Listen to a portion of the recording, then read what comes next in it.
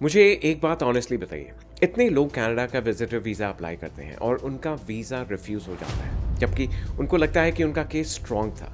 और शॉकिंग बात यह है कि ज़्यादातर रिफ्यूज़ल सिर्फ एक किसी बड़ी मिस्टेक की वजह से नहीं आते हैं, बल्कि छोटी-छोटी चीज़ों की वजह से हो जाते हैं, जो एप्लीकेंट्स अक्सर इग्नोर कर जाते हैं, नोटिस नहीं करते। और आज मैं आपको एग्जैक्टली समझाऊंगा कि आईआरसीसी असल में देखता क्या है। हाय, मैं हूं Harminder Singh Suri, Jet Set Immigration से, और मैं कनाडा में एक लाइसेंस्ड इमिग्रेशन कंसल्टेंट हूं। मैं क्लाइंट्स को कनाडा इमिग्रेशन में हेल्प करता हूं, चाहे स्टडी परमिट हो, वर्क परमिट हो, express entry, PNP, temporary foreign worker या फिर विजिटर वीज़ा। अगर आप अप्लाई या री अप्लाई करने का प्लान कर रहे हैं तो आप जेट सेट इमिग्रेशन से कांटेक्ट कर सकते हैं प्रॉपर गाइडेंस और फाइलिंग सपोर्ट के लिए। चलिए इसको स्टेप बाय स्टेप समझाता हूँ कि आईआरसीसी क्या देखता है आपकी एप्लीकेशन में। सबसे पहले ये समझना ज़रूरी है कि विजिटर वीज़ा सिर्फ एक फॉर्म नहीं है, ये इतना आसान फॉर्म नहीं है जो भरा और बस वीज़ा लग गया। ये एक रिस्क असेसमेंट एप्लीकेशन होती है। आईआरसीसी ये नहीं पूछता कि हमें एप्लीकेंट पसंद है या नहीं है, वो ये पूछता है कि क्या ये इंसान, ये एप्लीकेंट कनाडा आके वापस अपनी कंट्री रिटर्न करेगा या नहीं करेगा। अब असल रीजंस देखते हैं कि इनकी वजह से रिफ्यूज़ल्स क्यों आते हैं हमें। पहला मेजर रीज़न है week home ties. Home ties का मतलब होता है कि आपका अपनी कंट्री से कनेक्शन, जैसे जॉब, फैमिली, प्रॉपर्टी या रिस्पॉन्सिबिलिटीज़। अगर किसी की स्टेबल जॉब 5 साल से चल रही है, ये एक बहुत स्ट्रॉन्ग टाई है।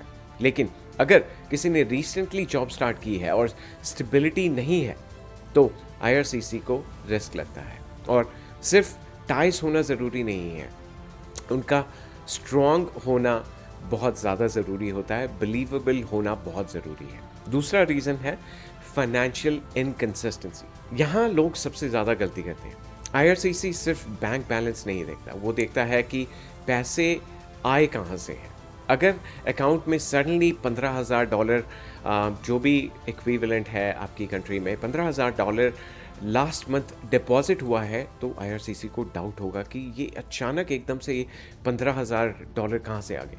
लेकिन वही पैसे सैलरी या सेविंग्स या ग्रेजुअली बिल्ड किए गए हैं, तो ट्रस्ट क्रिएट होता है कि हाँ, बहुत टाइम से इनके पास पैसा था, तो मुझे बिलीव करने में कोई डाउट नहीं है कि इनके पास पैसा है, फाइनेंशियली ये स्टेबल हैं।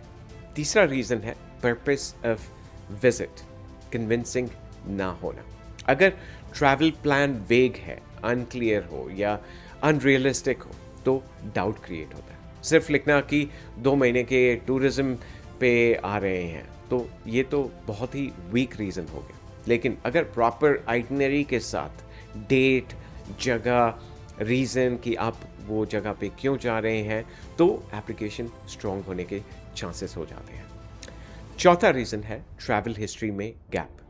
नो ट्रैवल हिस्ट्री हमेशा प्रॉब्लम नहीं होती। बहुत लोगों की ट्रैवल हिस्ट्री नहीं होती है, बहुत लोगों के हमने वीज़ास लगाए हैं जिनकी कोई भी ट्रैवल हिस्ट्री नहीं थी। बट ट्रैवल हिस्ट्री हो तो अच्छा रहता है, लेकिन स्क्रूटनी ज़रूर बढ़ जाती है अगर आपकी ट्रैवल हिस्ट्री ना हो। अगर किसी ने और अगर आपकी ट्रैवल हिस्ट्री पहले से हो, तब भी स्क्रूटनी थोड़ी बढ़ जाती है। अगर किसी ने पहले यूके, यूरोप या यूएई ट्रैवल किया हुआ है और टाइम पर रिटर्न किया हुआ है, तो इससे ट्रस्ट बिल्ड होता है कि आप कंट्री जाते हैं, घूमकर आते हैं, जिस मकसद से भी जाते हैं वो मकसद पूरा करते हैं और आप वापस अपनी कंट्री में आ जाते हैं, तो उससे ट्रस्ट बिल्ड होता है। क्योंकि आईआरसीसी बिहेवियरल पैटर्न्स देखता है, सिर्फ डॉक्यूमेंट्स नहीं। और अब सबसे इम्पॉर्टेंट बात, आपकी एप्लीकेशन को अलग अलग सेक्शंस में नहीं देखा जाता है, उसको एक कंप्लीट स्टोरी की तरह देखा जाता है। अगर एक भी पार्ट वीक या इनकंसिस्टेंट लग रहा है, तो पूरी फाइल इम्पैक्ट हो जाती है। और एक ज़रूरी बात आपको बताना चाहूँगा, इवन अगर आप एलिजिबल हैं, फिर भी रिफ्यूज़ल हो सकता है, क्योंकि ऑफिसर के पास डिस्क्रेशन होती है कि same profile different outcome possible है। मतलब कि अगर आपके पास पहले वीज़ा था और उसके बाद आप दोबारा रीअप्लाई कर रहे हैं, एक्सटेंड करवा रहे हैं, आपका एक्सपायर हो गया था वीज़ा तो इसलिए एक्सटेंड कर रहे हैं, तो चांसेस हैं कि ऑफिसर उसको रिफ्यूज़ भी कर दें। सो आपको बहुत केयरफुली अपनी फ़ाइल लगानी होती है। इसलिए प्रेजेंटेशन और क्लैरिटी बहुत ज़्यादा मैटर करती है।